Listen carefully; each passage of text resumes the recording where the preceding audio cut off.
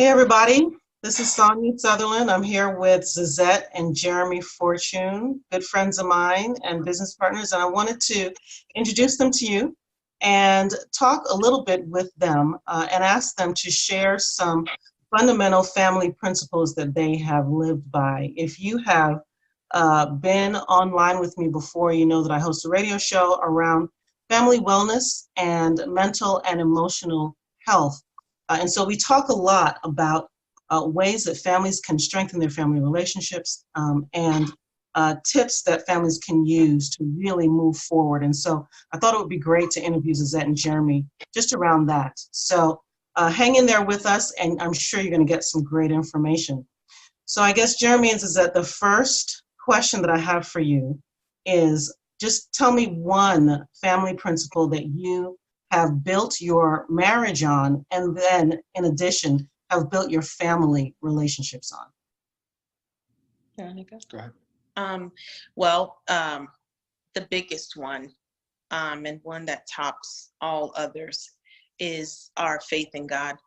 Our marriage is built on it. That's our solid rock. That's our source. That's our go-to. That's what we rely on. And so for our kids and bringing the family into the rest of the family, it's something that we are passing down to them and teaching them and pouring into them so that their faith would grow and they would come make their own decisions, Sure. Based on some solid principles, some solid, teachings is a better way to put it, and just really some relevant, applicable things that they can put to use today. Yeah. Hey, Sonia, can we pause for 1 second? I'm sorry. So Zizette, it sounds like that you and Jeremy came to the relationship wanting to incorporate God into your relationship and your family. But how did you become a Christian? What was your journey like to getting to that point, even before maybe you met each other? Okay, so I'll start. So going way back to even, before kids. So I was not raised in I was raised in a Catholic family. Okay, so and so that was my basis. And then when I got a little older and given the freedom to make those decisions, and I went searching, I found my truth in not the Catholic faith, but just in a non-denominational church. Okay. And that's when I got saved, and I was 22 years old at the time. And then had my first child, and still learning something completely brand new, a different way of thinking, behaving. Everything changed for me. And so, but I had some really good mentors in my life, very strong older women who'd been there, done that, that were constantly pouring into me and teaching me how to be a godly mother, and a godly wife at the time. And so taking that, 4 kids later, that's all I knew to pour into them, not wanting to, repeat how I've been raised. And not totally going against it either, though, because I can take some good things from what I was, how I was raised. But as far as the belief system, the moral compass, those things are the things that I poured into the kids very early, literally from birth. And, very, very happy that we're seeing those things come to fruition now. So when I got divorced, 4 kids, and I moved to Georgia, and then I met Jeremy. We went to high school together, first of all, out in California. High school sweethearts. Oh my. Well, that we were not. Okay. Yeah, he didn't get it at the time, so a little slow on the uptake. But that's a okay. little slow on the uptake. Yeah, we can say that. Slow in a lot of things. So, but we did know each other in high school. We knew of each other. Mm-hmm. And so we went to a unofficial high school reunion back in the 2009.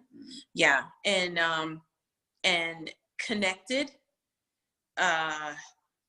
came home, and, you know, I'll just fast forward through all the drama in between, but decided that we were going to give it a shot and see, you know, how it would go. I mean, I was, a single parent at the time, 4 kids, and he was out on his own already. No real responsibilities other than himself and, you know, the kids, but they weren't with him all the time like mine were. So that was 2 completely different dynamics coming together, that absolutely, for me, had to have God at the center. And Jeremy was not a Christian at the time. So then let me hear from you, Jeremy. So what Yeah. was your journey then? Well, she basically, when we started seeing each other, because I lived in Charlotte, so I would come down and see her. When we started seeing each other, she said, "You don't have God in your life, you know, we're really not going to have a future." So,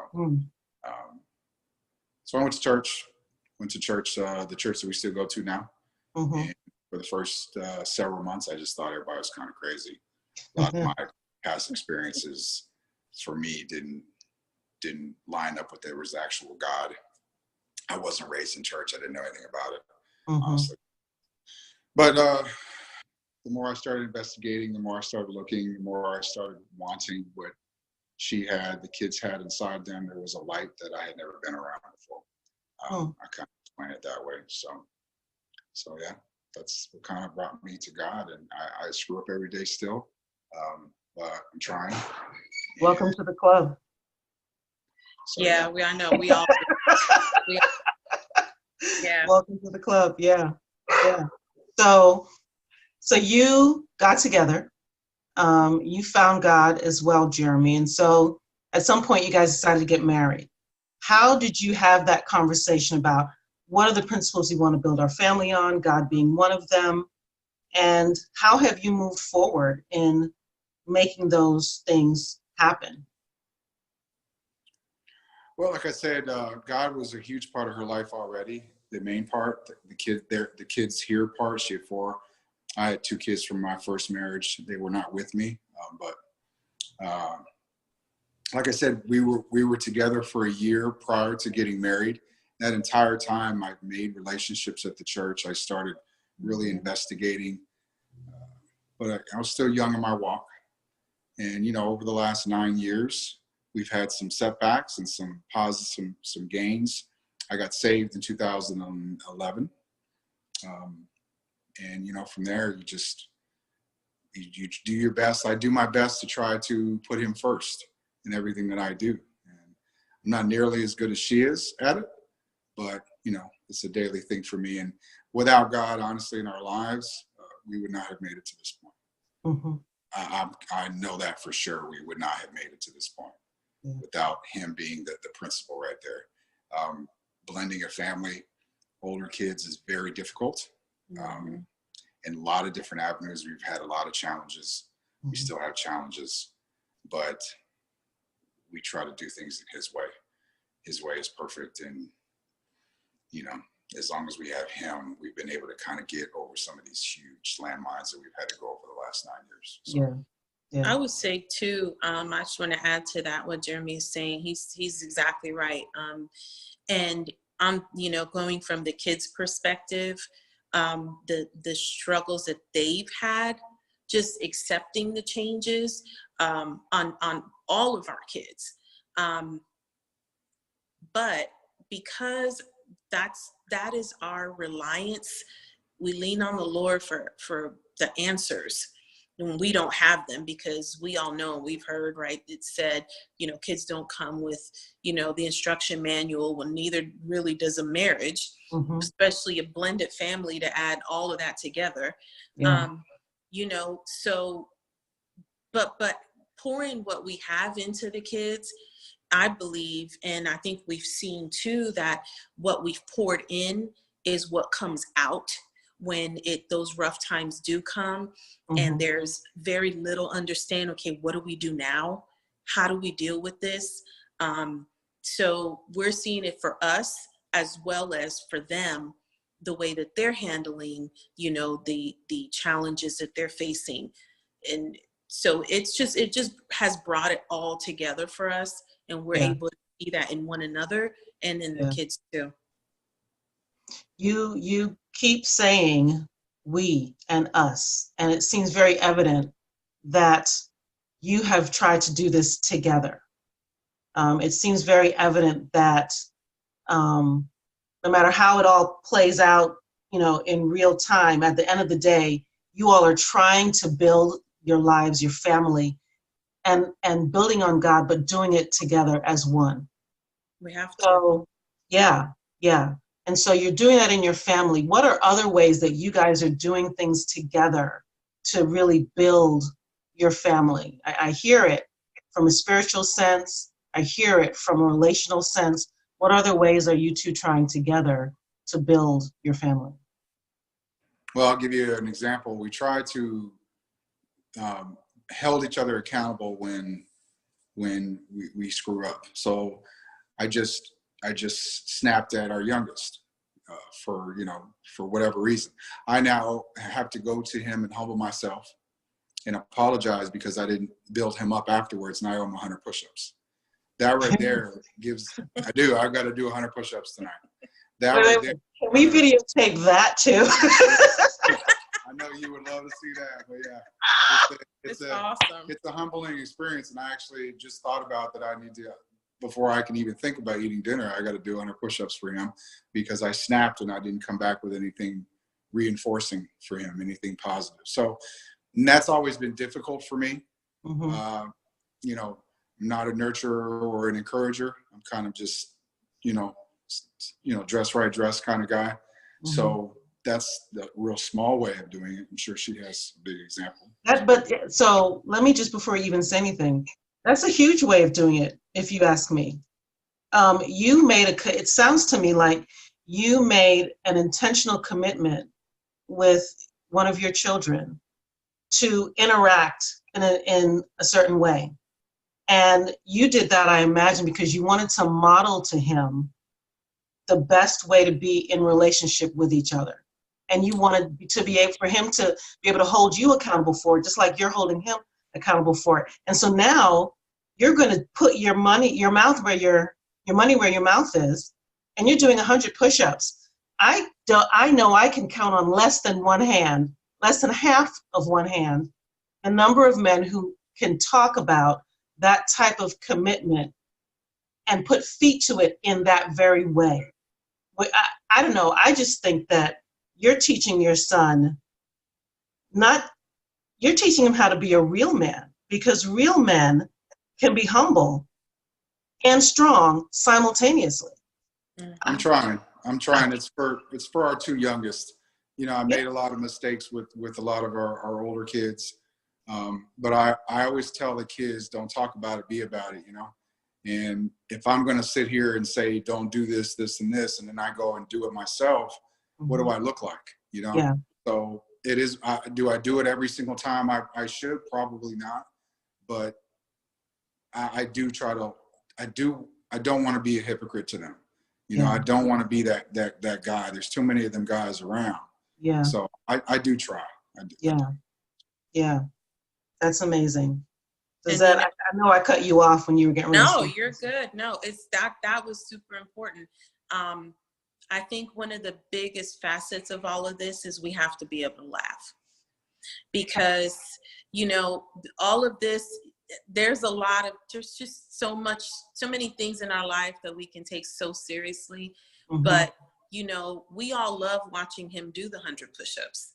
Like it's a fanfare where nobody's leaving the room. So in the teaching, right? In the teaching, it's fun.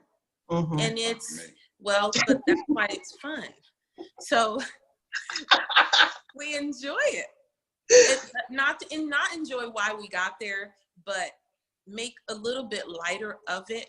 So it's not this traumatic event, something's being done about it. And Yeah. here it is. And we're going to have fun with it. And then it's over. Mm-hmm. You know, then we move on to the next thing in life. So that is another huge principle. It's something that I probably get really annoying, trying to get people to just lighten up and be silly and laugh. I laugh at myself quite often. And, you know, I make sure that that is definitely an ingredient that we have at the table for dinner, during our conversations, try to make a joke out of something. Yeah. So, but I did want to talk about a very large, important thing. Before, one more thing, Yeah. before you do that, I think an important piece to add too is, Jeremy, if you could describe how that whole process that you put in place with your son helps build that relationship with you and your son. What have you seen in terms of, amidst all of that, I got to do the 100 push-ups, X, Y, Z. At the end of the day, what does all that do for your relationship with them? Well, for them to, they really enjoy, like she said, me doing the push-ups. Mm-hmm. But it also kind of, I always tell them that I want them to be able to come to me about anything, but I don't always present the environment. I don't present myself as that guy that we just go up to and talk. Mm-hmm. You know, I'm not, yeah, sometimes I don't look very approachable. So doing this lets them know, first and foremost, he owns his mistake. He owns it. He doesn't pass it off. He doesn't, and they look at me, they look at me as this bigger than life person in a lot of ways. Mm-hmm. And I think that if they see that if I can humble myself to them, that it's going to be okay for them to do the same thing. Mm-hmm. I don't know. I guess that's the best way to yeah. I want to be more approachable to them than I have been in the past. Mm-hmm. Mm-hmm. That's big for me. That's awesome. That's awesome. Okay, Zazette, you were saying there's something bigger. Yes. Or as big. Yeah, there is definitely something. Over the last year, Jeremy and I, and even with our kids, have been building a business. We stepped into a vehicle for the purpose of becoming more available to our family. We've got 2 married out of our 6 kids already, 2 grandchildren, kids that are still needing to finish high school, one's finishing college. We just have so many different dynamics that, and we both work full-time jobs, demanding jobs. Yeah. So we decided to find a way and involve ourselves in a way as a family, as a unit, to build something together that is going to give us freedom in our future. So I say near future, 3 to 5 years and beyond, and something that we can pass down to our kids, not just, a business, but just life principles, financial education, business acumen, preparing them truly for what's out there, in addition to what they learn in school. So when you say freedom, you're talking about time freedom, financial freedom, those types of, okay. Absolutely. Yeah. Yeah. The time freedom is probably at the top of the list, because to have that, you have to be financially free, right? Yeah. You have to be out from underneath somebody else's thumb, and their directives. So we've made a choice to live out our own dreams and come out less from living out somebody else's dreams. Okay. And this is what we are passing down to our kids. And,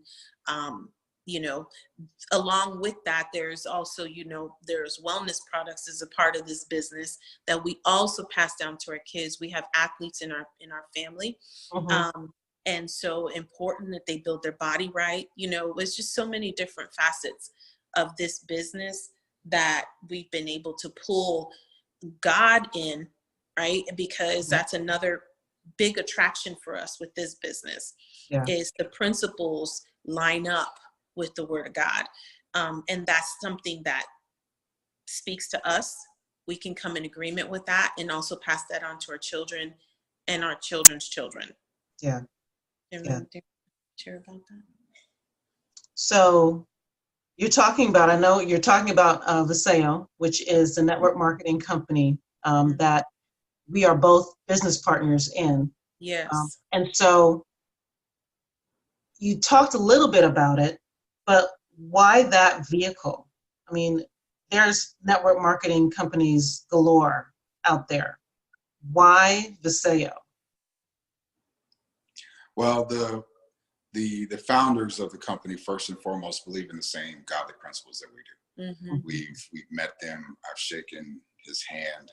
We've been to several events where they have spoken. We've seen their vision, and we've actually been in the business longer than a year now. So they do what they say they're going to do. Yeah. Mm-hmm. The products themselves are second to none. They have affected a lot of people that we care about, their lives, their children's lives. Mm-hmm. And the compensation package is, I did a lot of research. My wife was in the business for 4 months before I even really gave it a chance. Mm-hmm. And when I started seeing reoccurring passive income every week, I wanted to start taking a look. And then when I started using the products, for me, it was a no-brainer. Yeah. The things that I have been subjecting my body to over the last several decades, just so that's one of the things.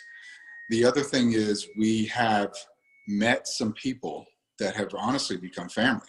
Mm-hmm. We have met some mentors that have been extremely successful in business, and they have what we want. Mm-hmm. Not just material, but we've met their kids. We've been to their home. We've seen what the fruit of their labor. Mm-hmm. And it's not just in the wallet. It's Right. really not. The wallet speaks for itself. But the mentorship that we have received and we continue to receive, you're not going to get in any other. Mm-hmm. Like, my wife and I, like I said, we're in corporate America. There's no way in the world that I could go to the CEO of my company and ask, how can I, number one, move up the company ladder? Yeah. Number two, talk about God with. Number two, either person's going to ask me how my family's doing. What can they do to serve me? Mm-hmm. That ain't going to happen in corporate America. I've met a couple that has been extremely successful. When I don't even want to tell you how much money they've made over the last 30 years. But I can reach out to this person and talk to them Mm-hmm. at any time. Yeah. About life, about God, about anything. Mm-hmm. He is there, and he if he's not there, he calls me right back. And they're both, Yeah. it's he and his wife, He and his wife. they're a couple that we can model after. Yeah. It's Yeah. not just one person has been successful and one person has led the way. They truly do this as a unit. Mm-hmm. And that's another thing that just aligns with our vision for our family and Yes. how we want to do things. So they are very, much further ahead than we are, which Mm-hmm. we can go to both of them, either one of them, and ask for advice. Okay, what do we do next? How do we handle this? Yeah.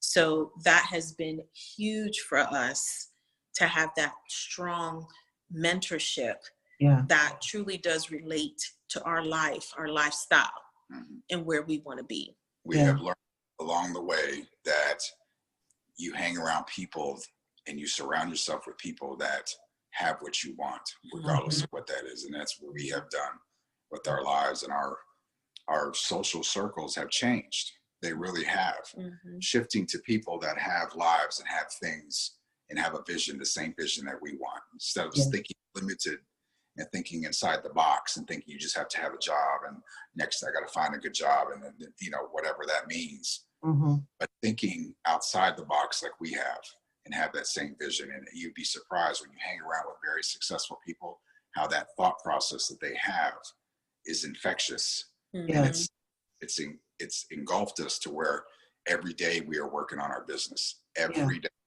Yeah. It's not a hobby for us. Yeah. Mm-hmm. Our mentor says, and I'll leave you with this. He says, Yeah. from 9 to 5, you pay your bills, but from 5 to 9, you build your wealth.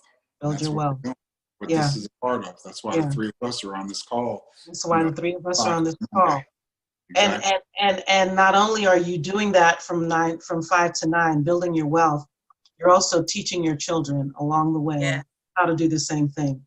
So that Yeah. generationally, you are looking to change your family tree and Right. teaching your children how to do that and how to sustain it at the same time, Yes. which Yes. is amazing. If the things that we are learning now, if we knew them at 20 and 25, like our children are, it'll be a different ball game today. But we know that for our grandchildren, it will be a different ball game for them. And they will Amen. understand things in ways that we just didn't understand until much later on in Yes. life. And that's Yeah. amazing. That's an amazing thing.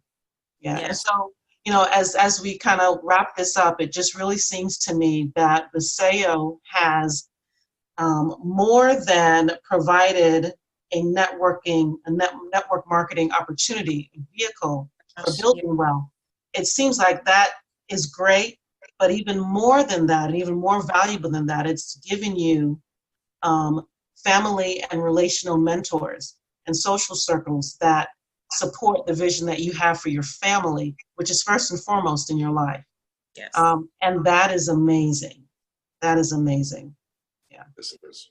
Yeah. Well, I appreciate you guys spending some time with me tonight and sharing your story and sharing what you're doing with building with VASAYO. And I'm along with you guys for the journey. And so Yeah. here we We're go. so happy about that. Yeah. Yeah. That's just another perk. Yeah. That is a perk. Absolutely. Yeah. Business with people Absolutely. you love. That's the best. That's the best. That's the best. All right, y'all. Well, that's it. So thanks everyone for joining us, and hopefully this was really helpful for you, and you got something out of it, and you will be seeing more of me, as well as I'm sure my friends and business partners, and hope you have a really good rest of the week. Take care, everybody. All right. Bye-bye.